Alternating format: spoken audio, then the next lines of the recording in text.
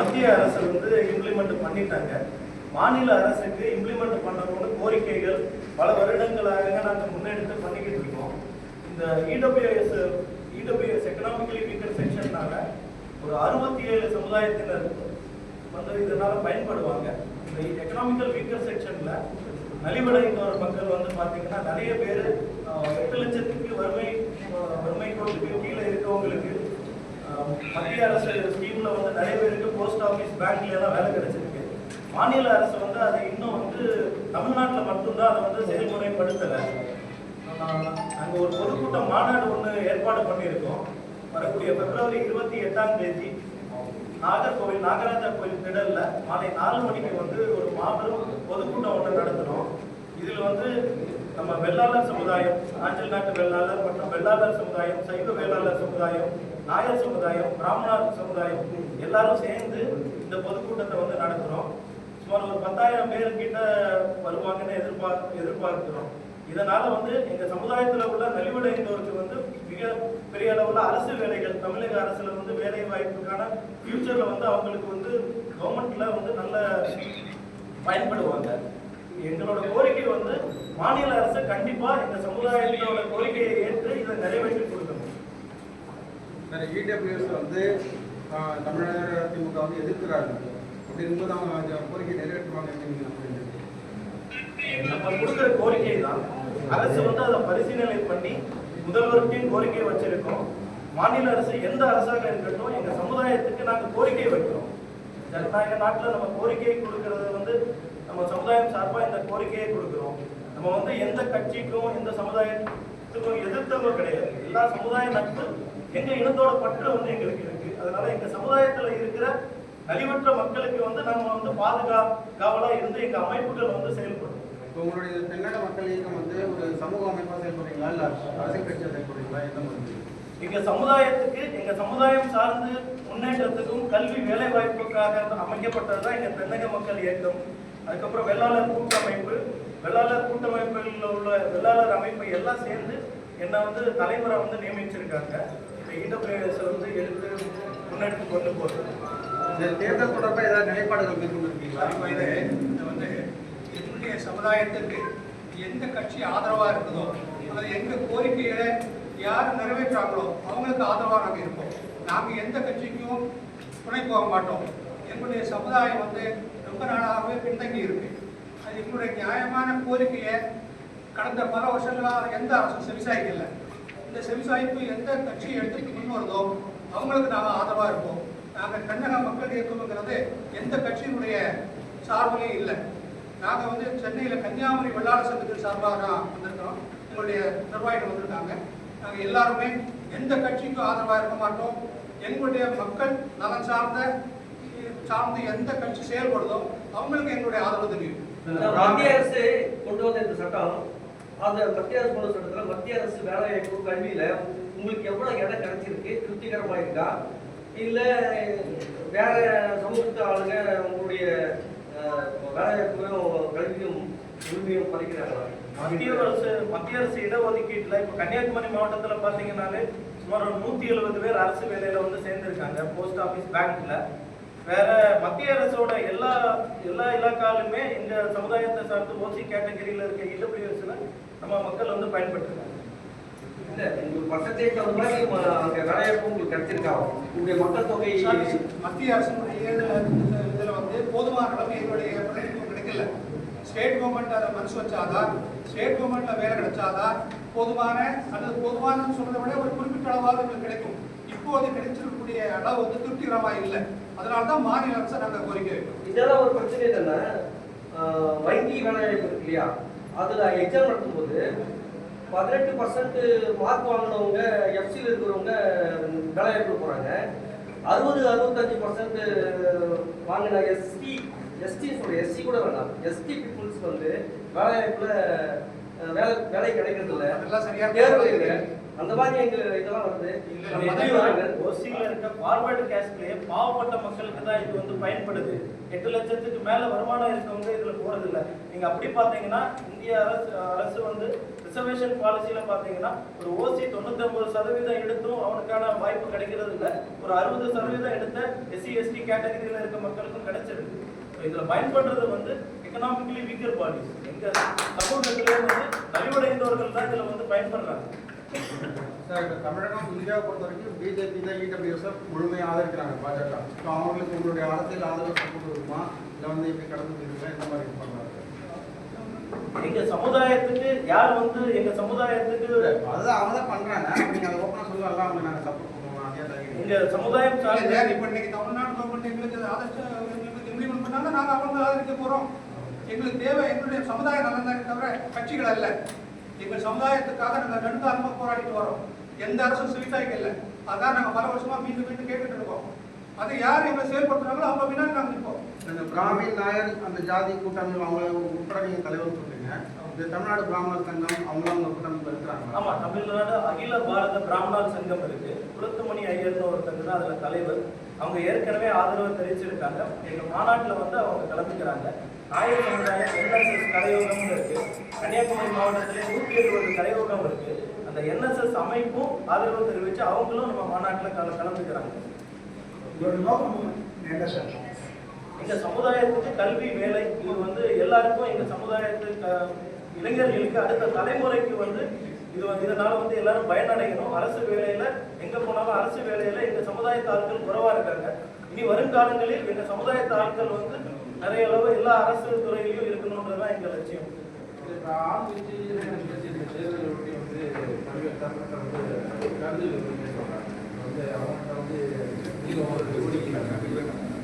நம்ம தமிழக முதல்வருக்கு ஏற்கனவே கோரிக்கைகள் பல முறை கொடுத்திருக்கிறோம்.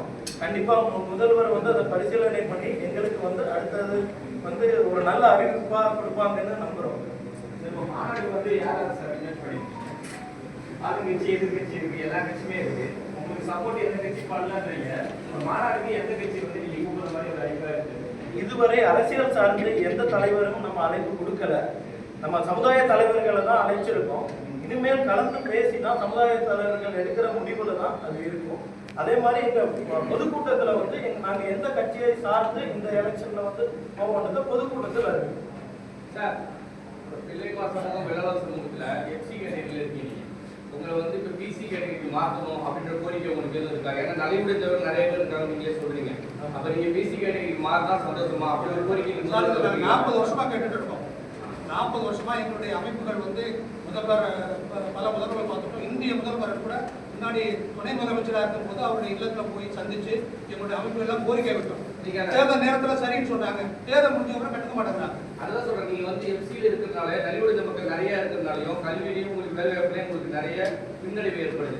அதை நீங்க முதல்வர்கிட்டையும் சரி மத்திய அரசு ஸ்ட்ராங்கா சொல்லி அதை மிகப்பெரிய போராட்டமா வலுப்படுத்துற மாதிரி ஒரு நல்ல போராட்டமா உருவாக்குறாங்க. உங்க FCல இருந்து BCக்கு மாறாங்க. மருத்துவர் ஐயா வந்து பாத்தீங்கன்னா BCல இருந்து MBCயா மாறினாங்க. அந்த மாதிரியான ஒரு ஆளுமையான போராட்டத்தை நீங்க உருவாக்கி முன்னெடுத்தாங்க. நீங்க வெள்ளாள சமுதாயம் நீங்க நல்லா இருக்கீங்க நினைச்சிட்டு தான் நிறைய பேர் இருக்காங்க. ஆனா நீங்க கஷ்டப்படுறீங்கன்ற விஷயம் உங்களிலேயும் ஏழைகள் இருக்காங்கன்ற விஷயத்தை நீங்க சொல்லணும் அப்படின்னா திரைத்துறை மூலியமாவும் சொல்லலாம்ன்றத இது மூலியமா நான் கேட்கிறேன். நிறைய விஷயம் உங்க சமுதாய சார்பா இந்த திரைப்படங்களே வரல. நீங்க நல்லா ஐயா இருக்காங்க, ஐயா செந்திலுக்கு செம்மல் இருக்காங்க, அவங்கள பத்தி நல்ல விஷயங்கள் நிறைய சொல்றாங்க. கடைசி நாட்கள் அவங்க எவ்வளவு கஷ்டப்பட்டாங்க, அதுக்கப்புறம் வாரிசுகள் நீங்க எவ்வளவு கஷ்டப்படுறீங்கன்றதே யாருக்கும் தெரியாம இருக்கு.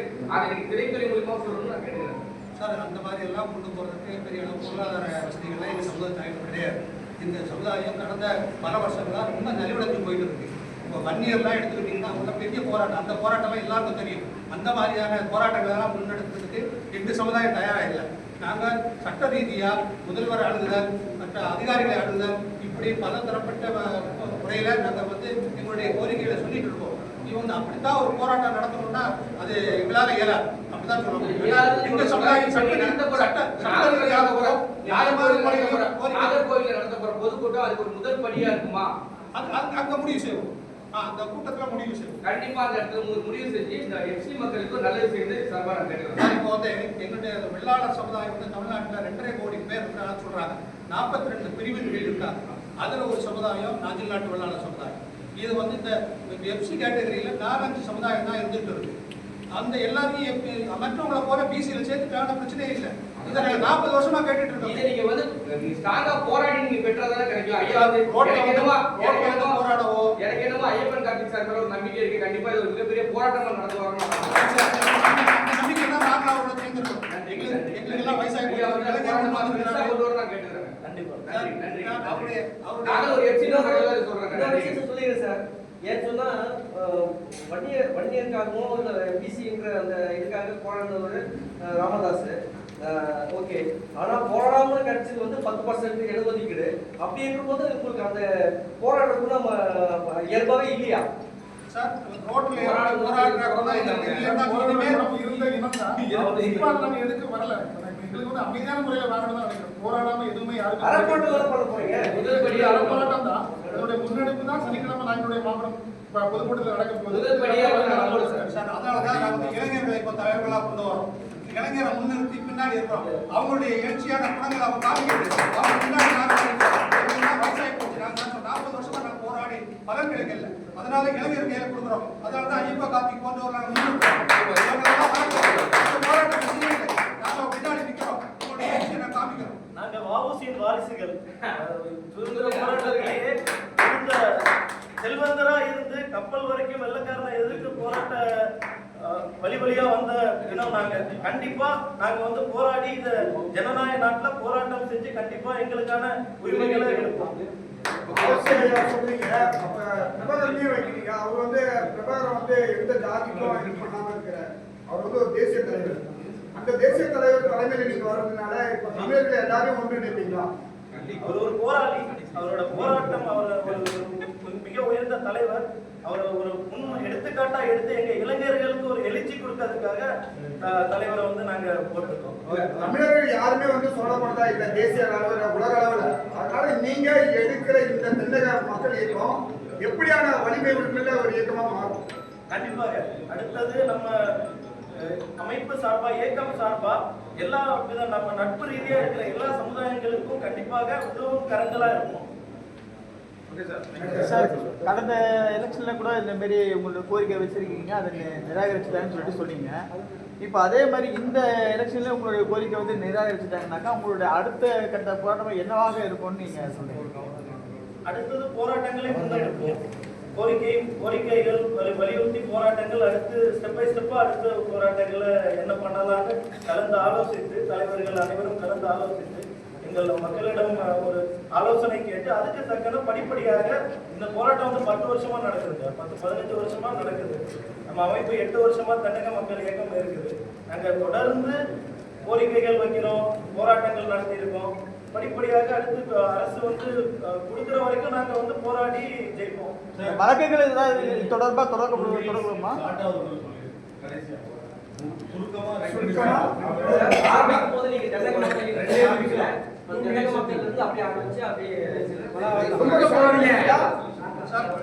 நேற்றுக்கு கன்னியாகுமரி மாவட்டத்திற்கு முதல்வர் வந்திருக்காரு. அங்கே இருக்கக்கூடிய அமைப்புகள் அவரை பார்த்து இந்த கோரிக்கையை கொடுத்திருக்காங்க. இந்த கோரிக்கைக்கு அவருடைய செவிசாய்ப்பார் என்று நம்புறோம்.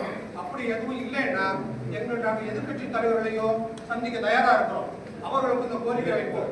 தேர்தலில் அவங்க வந்து எங்களுக்கு வாக்குறுதி கொடுத்தாங்கன்னா நாங்கள் அவங்களை ஆதரிக்கவும் தயங்க மாட்டோம். அதை சொல்லிடுறோம்.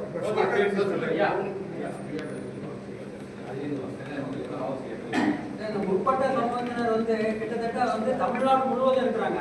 அது வந்து ஒரு குறிப்பிட்ட இடம் வந்து இல்லை. இப்போ வந்து நாங்கள் குறிப்பிட்ட இடத்துல வந்து இப்போ வந்து கன்னியாகுமரி மாவட்டத்தில் அதில் நிறைய பேர் முற்பட்ட ஜாதிகள் இருக்கிறதுனால அவங்க வந்து அதில் பாதிக்கப்பட்டதுனால அவங்க வருவாங்க. நாங்கள் வந்து தமிழ்நாடு அரசுக்கு ஏற்கனவே பேக்வேர்டு காஸ்டில் சேர்க்க வேண்டி நிறைய கோரிக்கைகள் வைத்து அவங்களை இந்த பேக்வேர்டு காஸ்ட் கமிஷன் மூலம்லாம் பண்ணியும் அவங்க எதுவும் செய்தி சாய்க்கல. இதே மாதிரி இப்போ வந்து மத்திய அரசு வந்து முற்பட்ட ஜாதியினருக்கு ஒரு நாங்க வாதாடி கிடைக்கல, இது யாரோ வாதாடி எங்களுக்கு கிடைச்சிருக்கு. இந்த வாதாடி கிடைச்சதை வந்து எல்லா மாநிலத்திலையும் அதை வந்து முதன்மைப்படுத்தி பண்றாங்க. தமிழ்நாடு ஏன் இதை வந்து இதை செய்யறதுக்கு தயங்குது? எங்களுக்கு அந்த கேள்விதான். இதை நாங்க இது பண்றோம். தமிழ்நாடு கவர்மெண்ட் இதை ஏன் செய்யப்பட்டோம்? இந்த முற்பட்ட சமூகங்கள் ஒரே இடம் மட்டும் இல்ல, எல்லாம் தமிழ்நாடு முழுவதும் இருக்கிறாங்க. அதிகமா நாங்க வந்து கிட்டத்தட்ட அதாவது சுதந்திரம் அடைந்து சுதந்திரம் அடைந்து கிட்டத்தட்ட 70 வருஷத்துக்கு 75 வருஷம் ஆயிடுது. இதுல வந்து ஒரு 10-15 வருஷம் நாங்க வந்து இதெல்லாம் வாங்க வேண்டாம், முற்பட்ட ஜாதிகளுக்கு வந்து வாங்க வேண்டாம், மற்ற ஆட்கள்லாம் முன்னேற வேண்டும் என்று நாங்க வந்து அவங்களுக்கு பாடுபட்டோம். நாங்களே பாடுபட்டோம். இப்ப ஜீவாலாம் எங்க இதுல இருக்கிறாரு. ஜீவாலாம் என்னன்னு சொன்னா முற்பட்ட சமூகத்தை நம்ம பார்க்க விட நமக்கு மேல கீழே இருக்கக்கூடியவங்களுக்கு நம்ம போராடணும் பண்ணினார்கள். எங்க தலைவர்கள் தான் அது மாதிரி தான் பண்ணாங்க. இப்போ வந்து நாங்க பாதிக்கப்படுறோம். இப்ப நாங்க பாதிக்கப்படுறதுல எங்களுக்கு மத்திய கவர்மெண்ட் அதை எல்லாமே அவங்க வந்து அதை பரிசீலனை பண்ணி எங்களுக்கு கொடுக்குறாங்க. ஆனா இவங்க கொடுக்க மாட்டேங்கிறாங்க. அதனால தமிழ்நாடு கவர்மெண்ட் இதுங்களுக்கு செவி சாய்க்க வேண்டும் என்று எங்கள் சார்பாக கேட்டுக்கொள்கிறோம். 2 செகண்ட் நல்லா 2 செகண்ட் நிமிஷம் நல்லா ஷார்ட்டா ஸ்வீட்டா கரெக்டா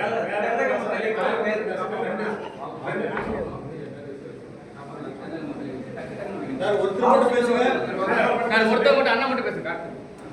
செக்கிழுத்த செம்மல் ஐயா வ.உ. சிதம்பரம் பிள்ளை அவர்களின் வாரிசுகள் நாங்கள்.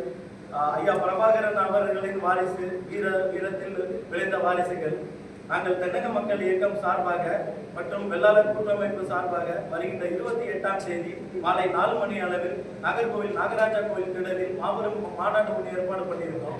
அதில் எங்கள் சமுதாய போராளிகள் அனைவரும் கலந்து கொண்டு எங்களின் அடுத்த அரசியல் ரீதியான சப்போர்ட்டை இந்த அடுத்த வரவிருக்கும் எலெக்ஷனில் என்ன கட்சிக்கு நாங்கள் சமுதாய ரீதியாக ஆதரவாக இருக்கிறோம் என்று